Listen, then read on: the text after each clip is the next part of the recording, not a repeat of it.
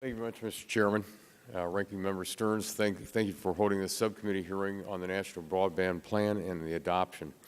Today, broadband, has been stated a little earlier, is available in 95% of households, with just 67% of those households subscribing.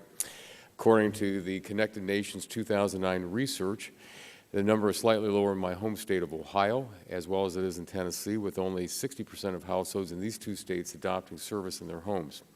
The number of residential users is up to 200 million from 8 million just 10 years ago, has also been pointed out.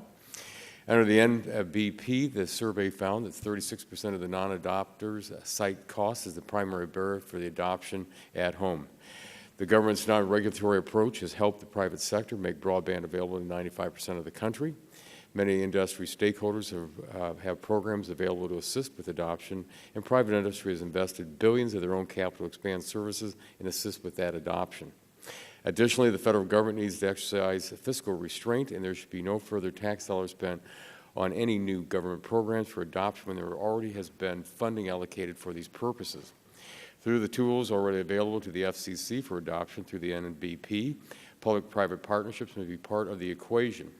Groups such as Connected Nation have made important strides in improving broadband education and adoption.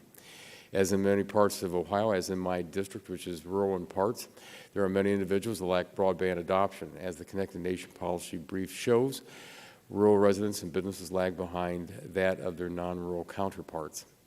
In order to ensure that these residents and businesses reduce the barriers to adoption, the tools already accessible to the government should be used for building awareness about the benefits of broadband services and the benefits it brings to the residents and businesses. In Ohio, Connected Nation has been a key component of raising awareness at the grassroots level and forming public-private partnerships across the state. Adoption is a very important issue, and I look forward to working with the subcommittee on these issues. I believe through the funds that have already been allocated to these efforts and through public-private partnerships, there will be sufficient progress made to greatly improve adoption. However, while the FCC is focusing on these issues relating to adoption, which will bring jobs and economic development to rural areas, I believe it is counterproductive for it to focus on the policy areas where the FCC has questionable authority.